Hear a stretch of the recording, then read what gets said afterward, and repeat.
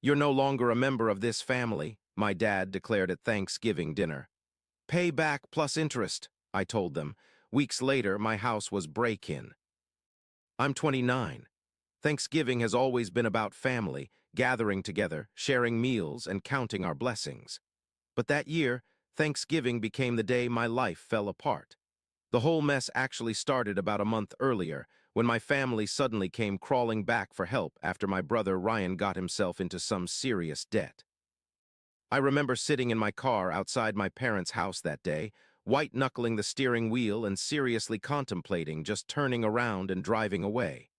But with a heavy sigh, I dragged myself to the front door. My mother yanked it open before I could even knock, looking like she hadn't slept in days. "Jack," she breathed out, relief flooding her face. "Come in, come in." The tension in the air was thick enough to cut with a knife. Ryan was hunched over on the couch, staring at his feet like they held the secrets of the universe. Dad stood by the dining room table, arms crossed, practically radiating anger. The silence stretched on uncomfortably until I finally broke it. "All right, someone wants to tell me what the hell happened?" Ryan wouldn't even look up. Mom sat next to him, rubbing his back like he was still some little kid who'd scraped his knee on the playground. It was Dad who finally spoke up, his voice dripping with disgust. "Your brother was an idiot. That's what happened." "I didn't mean for it to get this bad," Ryan mumbled, still studying the floor. "How do you accidentally lose 25 grand? I asked, trying to wrap my head around the number. Ryan let out a shaky breath. "It started small, you know, just a couple hundred here and there. Then I hit it big one time, so I kept going." He finally looked up at me, face ashen. "And then I lost everything." I shook my head in disbelief. "Hold up, you didn't even have 25 grand to lose. Where'd you get that kind of money?" There was a moment of heavy silence before Dad answered, something in his tone making my stomach drop. "He took out a loan." "What kind of loan?" I pressed, though I was pretty sure I already knew the answer. Mom's voice was barely above a whisper. "Not from a bank." The implication hung in the air like a storm cloud. "Jesus Christ," I muttered, pinching the bridge of my nose. "So what, we're talking about some backroom loan shark?" Their silence told me everything I needed to know. "When's this supposed to be paid back?" "End of the week," Dad muttered. I took a slow, deep breath. "And you have nothing?" Mom shook her head, wringing her hands. "We're maxed out on all our cards. We can barely make rent next month." As I stood there absorbing this information, I couldn't help but reflect on the bitter irony. These were the same people who had mocked my life choices and shown me the door without a second thought. Yet here they were, looking at me with desperate eyes, silently pleading for salvation. I had been saving since moving out and had managed to accumulate a decent nest egg, enough to cover about half of Ryan's debt. The rational part of my brain screamed at me to walk away, to let them face the consequences of their actions. They certainly hadn't hesitated to abandon me in my time of need. But when I looked at Ryan, I saw genuine fear in his eyes. This wasn't just about teaching him a lesson anymore. He'd gotten involved with dangerous people who wouldn't hesitate to collect their debt one way or another. "I can cover some of it," I finally said, the words tasting bitter in my mouth. Mom nearly collapsed with relief. Dad just stood there, stone-faced. Ryan kept staring at the floor, shoulders slumped. "About 12 grand, I specified. That's all I can do." Mom grabbed my hand. "Thank you, Jack, thank you so much." I pulled away. "Don't, just make sure this never happens again." I turned to Ryan. "And you're going to pay me back every single cent." He swallowed hard. "I will, I promise." I didn't believe him, but that was tomorrow's problem. For now, I'd done what they needed, bylaid them out of their mess. Part of me hoped, foolishly maybe, that this would change things between us. God, was I wrong. I wired the money that night. Mom nearly burst into tears. Dad managed what might have been a thank you through gritted teeth, though he could barely look me in the eye. Ryan just nodded, still looking like he might throw up. I didn't stick around after that, but I made it crystal clear. This was a loan, not a gift. No one argued. On the drive home, I told myself I'd done the right thing. This wasn't about my parents. It was about keeping my brother safe. As much as I wanted to let them all sink in the mess they'd made, I couldn't stand by and watch Ryan get hurt over something so stupid. A week passed, then two. Then a month, nothing, not a single dollar from Ryan, no calls, no texts, radio silence. I gave him the benefit of the doubt at first, maybe he was getting back on his feet, working things out. But finally, I couldn't take it anymore and called him. He picked up after a few rings. "Hey, Jack, I skipped the small talk. Where's my money?" The pause spoke volumes. I don't have it yet." I clenched my jaw. "You said you'd pay me back." "I will," he said quickly. "I just need more time." "More time?" I scoffed. "It's been a month, Ryan. You haven't even sent me $20. The background noise, what sounded suspiciously like video games, told me everything I needed to know. He wasn't even trying. "You're just screwing around, aren't you?" "No, I'm trying, man." "Save it," I cut him off. "I don't want excuses. I bilayed you out when I didn't have to, and now you're just pretending it never happened." "I'm not pretending anything," he snapped. "Things have been hard, okay?" I laughed bitterly. "Yeah, well, things are going to get a lot harder if you don't start paying me back." Silence. "Whatever, just figure it out." I hung up. I waited another week, hoping that conversation might light a fire under him. Nothing, not even a token payment. Finally, I decided to try my parents. If they'd had money to bail him out before, they could help him pay me back, right? I called Dad, getting straight to the point. "Hey, we need to talk about Ryan's debt." He sighed like I was inconveniencing him. "What about it?" "He hasn't paid me anything, not 1 cent." "So?" I paused, sure I'd misheard. "What do you mean, so?" "You gave him the money, that was your choice." My grip on the phone tightened. "It wasn't a gift." Dad let out a dry laugh that made my blood boil. "Well, that's your problem. Excuse me." "You chose to help him," he repeated like he was explaining something to a toddler. "That's on you, don't come crying to us about it." I was so stunned I couldn't speak at first. "Those were your exact words," I finally managed. "Family helps each other." "That's what you told me when you kicked me out. But now that I need help, suddenly that doesn't apply." Pure rage crept up my spine. They'd begged me to come back, begged me to save them. And the moment they got what they wanted, they turned their backs on me. "Got it," I said coldly. "Enjoy your life, Dad." I hung up. I sat there for a long time, staring at my phone, letting the depth of their selfishness really sink in. And that's when I realized something. I wasn't going to let this go, not this time. They thought they could walk all over me, use me, and toss me aside. They were about to find out how wrong they were. My first mistake had been trusting them to pay me back just because we were family. No contract, nothing in writing. But as I sat in my apartment, replaying my father's words over and over, "Deal with your own problems. That's life," an idea started forming.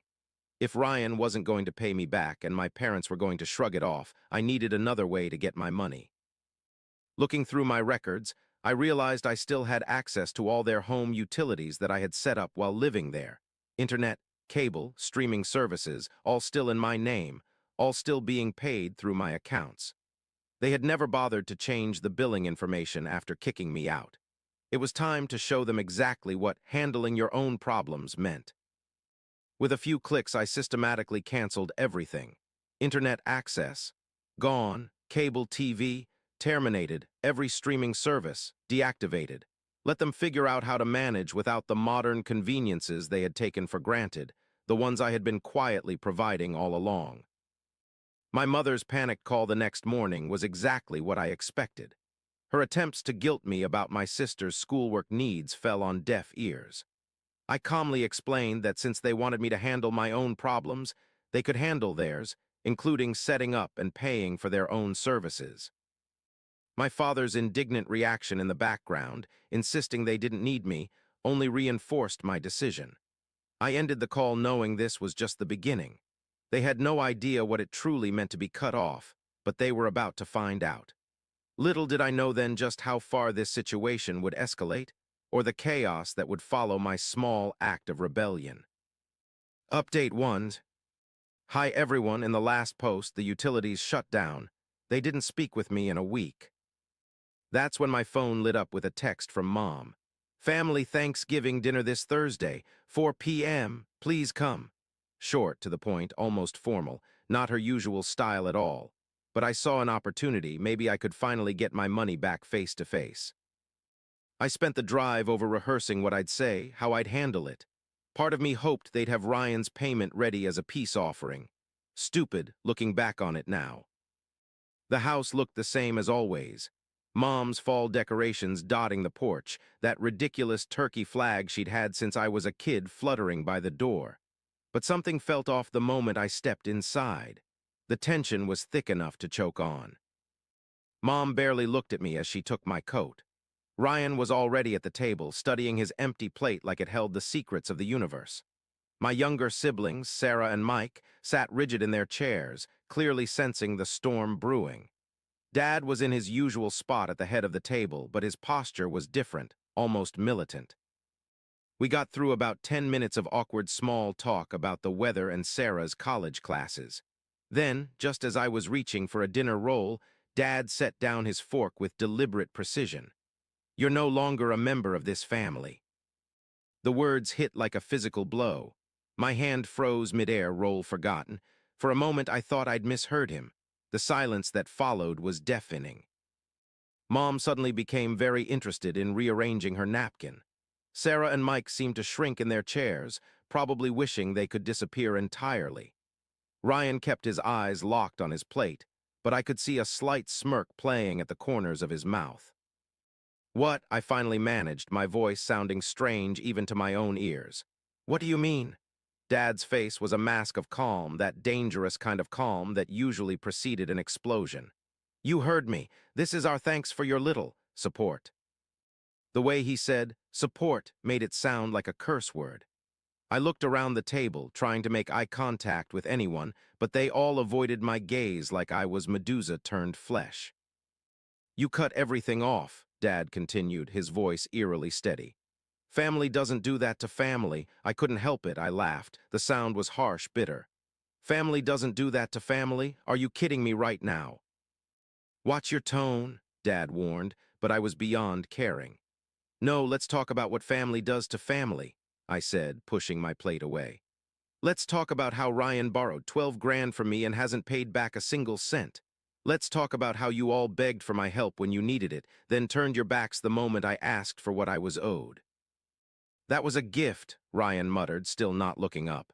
"A gift?" I nearly choked on the word. "In what universe was that a gift? I explicitly said it was a loan. I told you to pay me back." "Family helps each other without expecting anything in return," Mom finally spoke up, her voice quiet but firm. "It's not just about money, Jack. It's about being there for each other." "Being there for each other?" I repeated incredulously. "Where were you when I needed help? Where was this family-first attitude when I got kicked out?" "That was different," Dad cut in. How was it different?" I demanded, my voice rising. "Because it was me asking for help instead of you?" "You're being selfish," Mom said, dabbing at her eyes with her napkin. "If you just supported us, if you forgot about the money and turned everything back on." "Then what?" I interrupted. "Then I'd be family again. That's what this is about. You'll accept me back if I keep paying for everything and forget about the 12 grand I'm owed." "We could move past this," Dad said, his tone suggesting he was being incredibly generous. "We could forgive you." "Forgive me?" The laugh that escaped me was borderline hysterical. "That's rich. You want to forgive me for asking to be paid back money I'm owed, for not wanting to keep paying your bills while you all treat me like an ATM." I stood up, my chair scraping against the floor with a sound that made everyone wince. "Fine, you want to play it this way? Then let's play. I'm not family anymore. Great. Then you can pay me back everything I'm owed like any other creditor. The 12 grand from Ryan plus interest. Every bill I've paid since I moved out. All of it." "You don't have proof of any of that," Ryan sneered, finally looking up. I smiled, and I could tell from their faces it wasn't a pleasant expression. "Don't I? I kept every bill, every receipt. I even have video from when you came begging for money." This last part was a lie, but watching the color drain from Ryan's face made it worth it. "You wouldn't," Mom whispered, horror creeping into her voice. "Try me," I said, my voice hard. "You want to treat me like a stranger? Fine, then I'll treat you like one too. Every penny you owe me with interest, or we can see how this plays out in court." "You're bluffing," Dad said, but I could hear the uncertainty in his voice. I grabbed my jacket from the hall, not even bothering to put it on. Nobody moved to stop me as I headed for the door. Nobody called after me. The only sound was Mom's quiet crying and the scrape of chairs as my siblings tried to make themselves even smaller. I sat in my car for a long moment, hands gripping the steering wheel, letting the reality of what had just happened sink in. I was alone now, really, truly alone. But maybe I had been all along and I was just finally seeing it. Update 2. It had been a week since the Thanksgiving blow-up, and I foolishly thought things might settle down. Maybe they'd realize they were wrong and pay me back. Looking back, I can't believe I was that naive. I remember that day clearly. I'd just finished a brutal shift at work. All I wanted was to crash on my couch and forget about family drama for a while. But the moment I reached my apartment door, I knew something was wrong. The door was slightly ajar, the lock clearly forced. My heart started racing. I always locked my door. Always. With trembling hands, I slowly pushed it open. The sight that greeted me made my blood run cold. My apartment had been completely ransacked. Couch cushions were strewn everywhere, drawers had been yanked open and emptied onto the floor, and my electronics, my laptop, TV, even my gaming console were all gone. But it wasn't just the missing items that disturbed me. It was the deliberate nature of the destruction. This wasn't some random burglar looking for quick valuables. This was personal. Standing there amid the chaos, it hit me like a ton of bricks. This was them. My own family had broken into my home. The realization made me physically sick. They must have been looking for the video I'd bluffed about at Thanksgiving, the one that didn't actually exist. But they'd gone far beyond just searching. They'd stolen from me, violated my space, tried to teach me some twisted lesson about defying them. I called the police immediately. The detective arrived and took in the scene, his expression shifting from routine concern to genuine interest when I explained my suspicions. I told him everything: the loan to Ryan, the utilities situation, the Thanksgiving confrontation. When he asked if I wanted to press charges, I didn't hesitate. This had gone far enough. The investigation moved quickly. The police went to my parents' house the next day with a search warrant. I wasn't there, but Mom called me immediately after, practically hysterical. She alternated between rage and attempts at guilt-tripping, insisting it wasn't a big deal and demanding I drop the charges. I refused. They'd crossed a line, and it was time they faced real consequences. The investigation revealed even more than I'd expected. The cops found my TV and laptop at a local pawn shop, sold under Ryan's name. But that wasn't all. During questioning, Ryan finally cracked and admitted something that made my blood boil. There had never been any loan shark. "I made it up," he confessed to the detective. "I knew Jack wouldn't give me the money if he knew I just needed it to pay off some gambling debts. So I made up the story about owing money to dangerous people. I figured he'd feel obligated to help if he thought I was in danger." The confession was recorded and added to the evidence. When I heard it, I felt physically ill. I'd emptied my savings to protect my brother from a threat that didn't exist. He'd manipulated my concern for his safety to get money for his gambling addiction. The case against them was airtight. The pawn shop had security footage of Ryan selling my stuff. They had his confession about lying about the loan shark. They even had text messages between my parents and Ryan planning the break-in, messages about teaching Jack a lesson and finding that video. When it went to court, I didn't attend the hearings. I couldn't bear to see them try to justify what they'd done. My lawyer kept me updated, though. Ryan pleaded guilty, probably hopping for leniency. My parents tried to argue that they didn't know what Ryan was planning, that they just went along to check on me because they were worried. The judge didn't buy it. They all got probation, no jail time, but they now had criminal records. Dad lost his position on the board of his company. Mom had to step down from her church committee. Ryan's gambling problem became public knowledge. Their reputations in the community were shattered. But the real hammer fell when my grandparents found out. I don't know who told them, probably my aunt, who'd always been closer to my grandparents than to my parents. I got a call from my grandfather one evening, and I'd never heard him sound so angry. The real fallout came when my grandparents learned the truth. Their reaction was swift and severe. They cut my parents off completely. No more financial support, no more covering for their mistakes, nothing. My father, who had always relied on their help during tough times, suddenly found himself truly on his own. They even removed my parents from their will, sending shockwaves through the extended family. In an unexpected move, my grandparents reimbursed me for everything. The full $12,000 Ryan had borrowed, plus additional funds to cover legal fees and replace the stolen items. They made it clear this wasn't about helping my parents. It was about supporting the only family member who had shown any integrity throughout this ordeal. That was 6 months ago.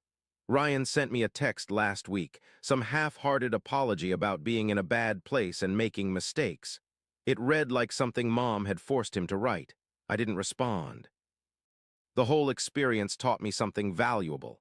I'd spent years trying to help people who would never do the same for me. I'd emptied my savings to protect my brother from a threat he'd invented. I'd paid their bills, covered their mistakes, been their safety net. And the moment I asked for anything in return, they turned on me. Well, I'm done. I'm not anyone's savior anymore, not their backup plan, not their ATM.